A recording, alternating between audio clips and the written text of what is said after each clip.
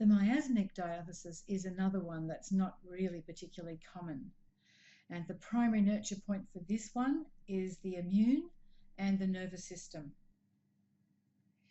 It is distinguished by multiple melanin pigments on the anterior surface. There is often a central heterochromia. Brightened radials or transversals frequently are seen in the lower sector, and anisocoria is common. Anisocoria is unequal pupil size, so one small, one larger. It's a very common feature that these people also have glandular lacuna. So if we look at this example, you can see that there are many large randomly distributed pigments. Notice they are large pigments, we're not talking about little tiny pigments here. These are very obvious. In fact, anyone who has a miasmic constitution wants to know, what are the freckles in my eyes? They are clearly visible. This constitution differs from the dyscratic by a comparison of the underlying iris, which displays fibres with good resilience. Sometimes there will be no markings other than just these large pigments, and this fact should be taken into account when making your assessment. A central heterochromia can be present, and this indicates the need for digestive support. So even with this person here, they don't have a central heterochromia, but they do have colour indicating a lack of enzymes. Take this into account, and when you're making your protocol for this person, make sure you include something to support their digestion. Here's another example of a miasmic constitution.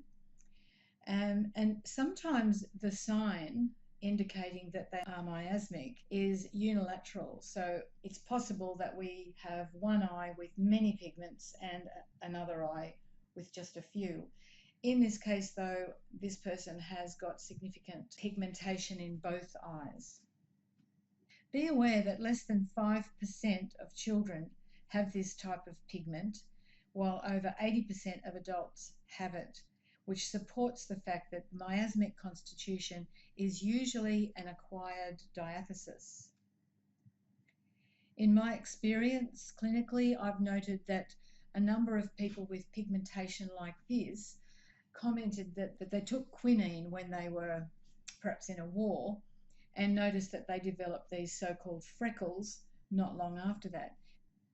And apparently quinine can have the effect of producing these sorts of pigments. So looking at what the common complaints are, oily skin increases the likelihood of blackheads, acne, boils, and other pustular skin conditions. There may be hardening of regional lymph nodes, and blood sugar disorders are often present and can lead to the establishment of poor food choices and subsequent instability in energy. If they have a central heterochromia, there will likely be digestive symptoms including bloating, dyspepsia, and fermentation. The bowels tend to be sluggish, and there may be insomnia due to constant mind chatter. This is one of their features, constant mind chatter. And one of the defining aspects of the miasmic diathesis is that they have this initial positive response to treatments, but then a cycle of recurrent symptoms.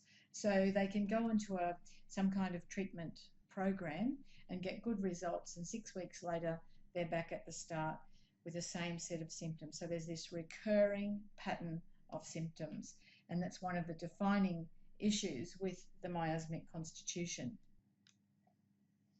So special considerations, we want to recommend a bowel transit test to determine whether or not they need help with regularity. And the presence of random pigments indicates deregulation of the hormonal system and the pancreas in particular.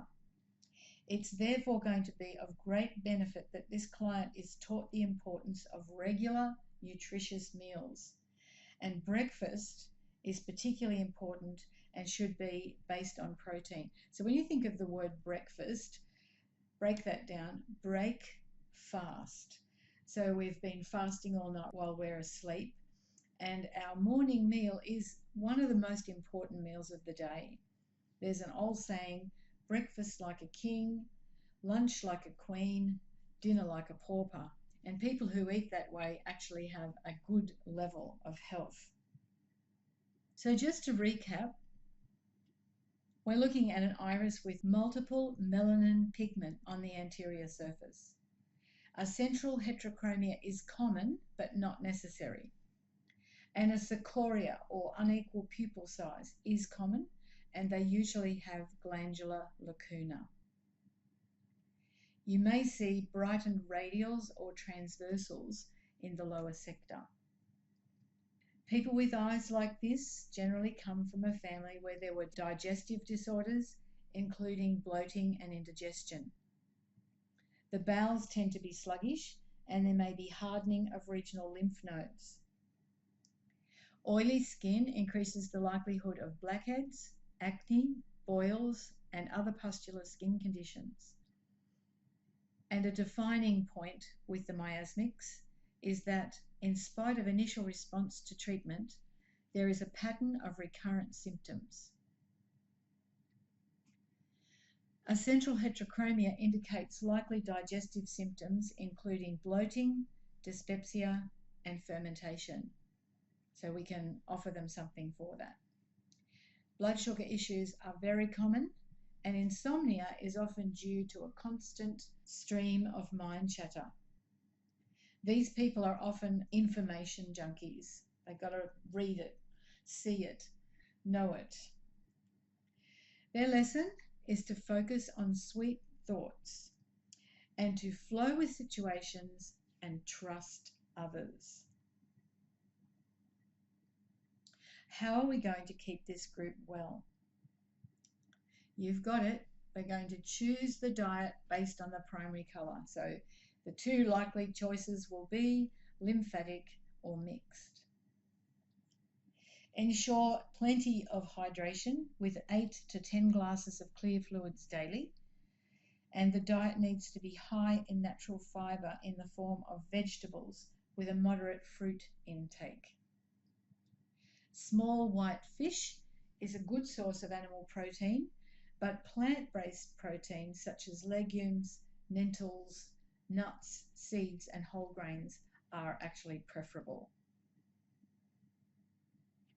Constitutional support supplements include omega-3 and vitamins C, E, and A. Chromium is one of the major mineral deficits, and also they may need selenium and zinc. Always check the digestion and support if necessary. So you've already learned that a coloured sphincter muscle indicates a deficiency in the production of pancreatic enzymes. And also if they've got that dark shadow around the pupil border, that would indicate a lack of hydrochloric acid. So just check the digestion and support if necessary. And again, because they do suffer with skin issues, skin brushing is especially beneficial. Now let's just compare the dyscratic and the miasmic. And they are very different in appearance. So we learned that the dyscratic had the primary nurture points of elimination and the immune system, whereas the miasmic is immune and nervous system. The dyscratic has a lot of pigment overlaying it, and usually it has quite poor resilience, so the fiber clarity is somewhat lacking, whereas the miasmic can have perfectly clear fibers and even in some cases just these large pigments on their own. So the miasmic is identified by large randomly distributed pigments, and the dyscratic has lots of different forms of pigment all over it. And you know what? the first time that you see a miasmic and a dyscratic live, you'll never forget them.